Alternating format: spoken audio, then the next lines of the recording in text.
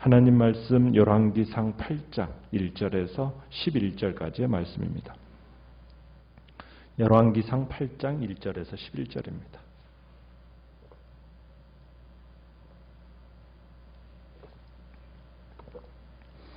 열왕기상 8장 1절입니다.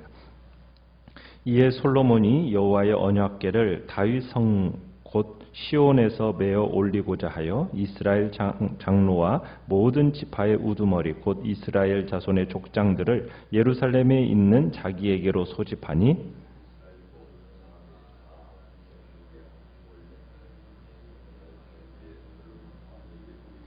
이스라엘 장로들이 다 이름의 제사장들이 궤를 매니라.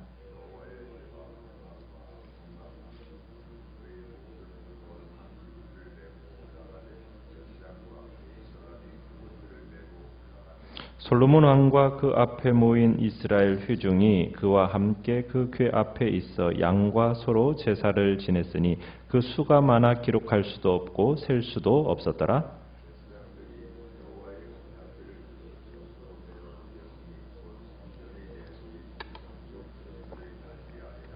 그룹들이 그 궤 초소 위에서 날개를 펴서 궤와 그 채를 덮었는데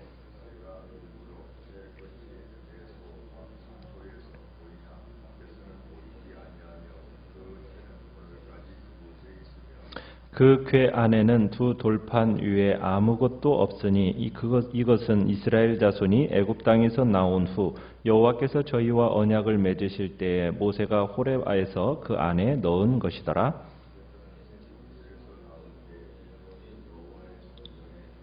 같이 읽습니다. 제사장이 그 구름으로 말미암아 능히 서서 섬기지 못하였으니 이는 여호와의 영광이 여호와의 성전에 가득함이었더라. 아멘. 오늘 말씀의 제목은 하나님의 임재를 경험하는 삶이라는 제목입니다. 다윗이 염원했으나 이루지 못했던 성전 건축이 드디어 이제 그 아들 솔로몬에 의해서 이루어졌습니다. 그리고 이제 오늘 본문부터 시작된 이 8장은 이 완공된 성전을 하나님께 헌당하는 예배를 드리는 장면입니다. 이제 마침내 모든 성전 공사가 마무리가 되었습니다. 솔로몬의 성전이 제 기능을 발휘하기 위해서 가장 중요한 것은 언약궤를 이제 이 새로 지은 성전으로 옮겨오는 일이었습니다. 이 언약궤는 그 자체가 뭐 신적이건 어떤 신비한 능력을 가지고 있는 건 아니에요.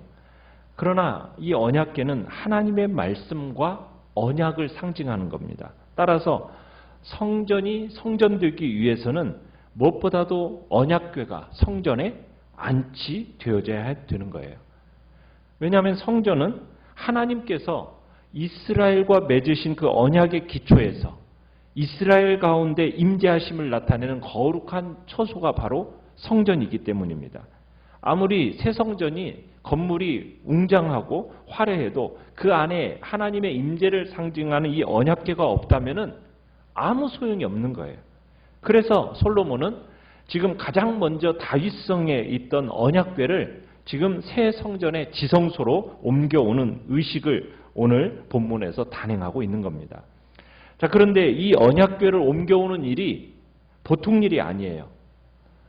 솔로몬은 그동안 다윗성에 머물러 있던 이 언약궤를 이제 완성된 성전으로 옮기기 위해서 이제 1절에 보면은 이스라엘 장로들과 각 가문의 대표들을 소집합니다.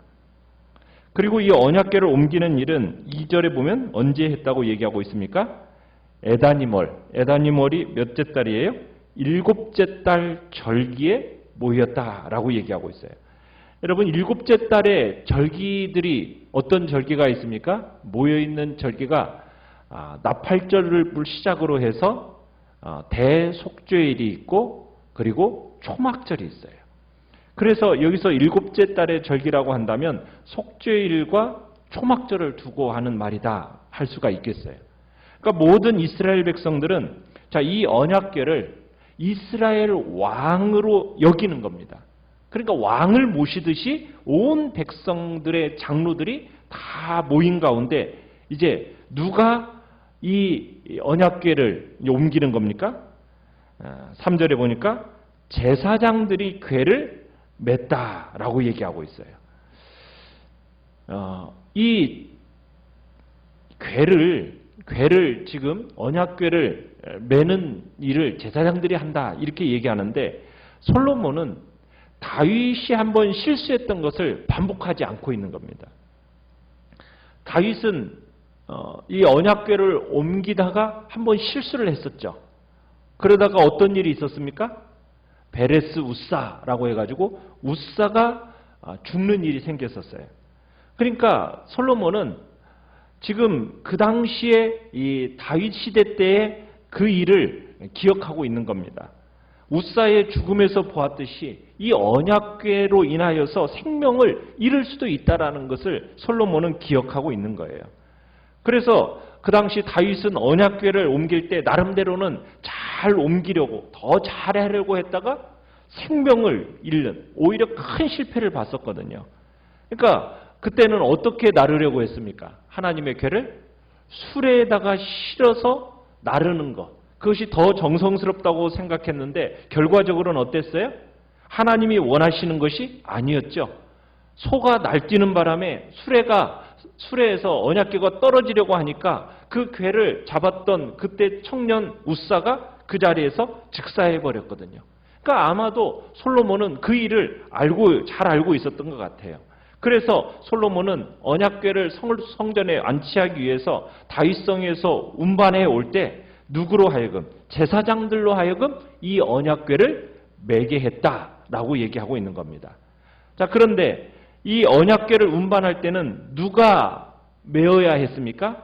레위인 중에서 고앗 자손이 메어야 됐어요. 다른 사람은 그 언약궤를 만질 수도 없었어요. 그래서 이 언약궤를 맨 제사장은 레위 지파 가운데 고앗 자손으로 보게 됩니다. 그러니까 자기 본분대로 언약궤를 이송하고 있는 거죠. 자, 그래서 이제 언약궤를 어깨에 메고 운반하게 되고 마침내 무사히 이 언약궤를 안치할 수 있게 됩니다. 이 성전 건축이라는 것은 어떻게 보면은 강조되는 가르침이 있어요.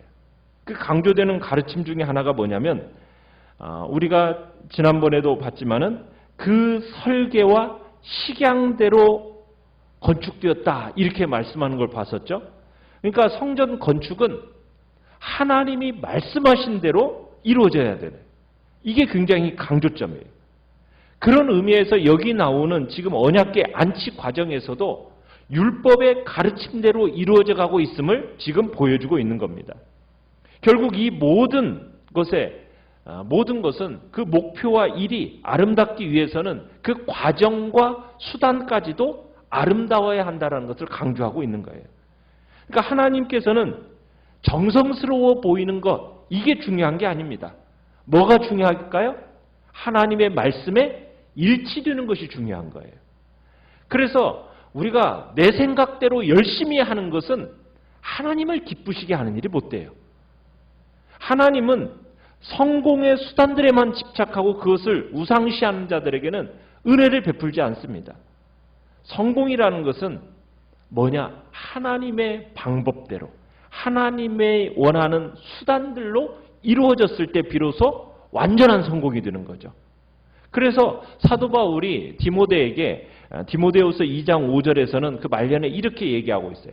경기하는 자가 법대로 경기하지 아니하면 면류관을 얻지 못한다. 이렇게 권면을 합니다. 그러니까 승리와 성공을 목적으로 불법을 행하고 수단 방법을 가리지 않는 것, 그것은 옳지 않고 그런 것은 절대로 본받지 말아야 할 것을 디모데에게 경고를 하고 있는 겁니다. 그래서 우리는 하나님 앞에 작은 것 하나하나, 과정 하나하나 이런 것들을 소홀하게 여기지 않고 하나님의 뜻을 이루어가는 그런 성도가 되어질 때 하나님이 축복하시고 그들이 살아가는 모든 삶이 참된 성공의 길로 인도받는다라는 것을 지금 성전 건축의 과정 속에서, 그리고 언약궤를 이제 성전에 안치하는 과정에서 우리에게 주고자 하는 교훈인 겁니다. 그런데 이 언약궤는 한 번도 영구적인 처소에 거한 적이 없었어요. 하나님이 영구적인 처소를 요구한 적도 없었습니다. 솔로몬이 성전 건축을 시작했을 때 하나님께서 뭐라고 말씀하셨느냐면 내 백성 이스라엘 가운데 함께 살겠다 이렇게 말씀하셨지, 하나님이 성전 건물에 사시겠다 이런 말을 한마디도 말씀하신 적이 없어요. 그러니까 이 부분에 있어서 굉장히 좀 두려움이 있는 겁니다. 혹여나 이 언약궤를 성전 안에 안치하는 일이 이게 하나님의 분노를 혹여나 사는 것은 아닐까라는 두려움이 있다라는 거예요. 여기서 그래서 이 언약궤를 옮기는 데 있어서 두 가지 위험이 있는 겁니다. 첫 번째는 이 언약궤 운송하는데 사고 없이 끝날 것인가? 두 번째는 여호와께서 이 새로운 집을 좋아할 것인가? 어떻게 보면 이런 불안감 속에서 지금 이 언약궤를 지금 옮기고 있는 겁니다. 모든 안전을 기하면서, 그러면서 5절에 가보면은 이스라엘 백성들이 이제 엄청난 양의 제물을 하나님 앞에 드리는 것을 보게 돼요. 자, 그런데 6절에 보면은 아무런 사고 없이 이 언약궤가 드디어 성전에 안치가 됩니다. 자, 그러나 하나님께서 과연 이 처소를, 이 지은 처소를 좋아할 것인가? 이 문제에 대해서는 좀 답을 더 기다려 봐야 돼요. 자, 성막 안에서 사용되었던 물건들이 이제 모두 다 운반이 되었어요. 자, 7절, 8절에 보시면은 성경 기자는 거대한 그룹들 밑에 언약궤가 놓였다라고 얘기하고 있어요. 그런데 이 그룹들의 날개가 얼마나 컸는가에 대한 설명을 하고 있죠. 지성소 그룹들의 날개가 펴지니까 그 궤와 그 채를 덮었다라고 얘기를 하고 있습니다. 그러니까 거대한 그룹들 그 밑에 언약궤가 딱 놓여지게 되는 겁니다. 자, 언약궤를 둔 곳, 그곳이 그룹 천사들의 어디 아래라고 얘기하고 있습니까? 날개 아래라 이렇게 6절에 나와 있죠. 지성소 그룹들의 날개 아래 그 언약궤가 놓여지게 된 거예요. 자, 그 날개가 지성소 전체를 덮도록 하고 있는 겁니다.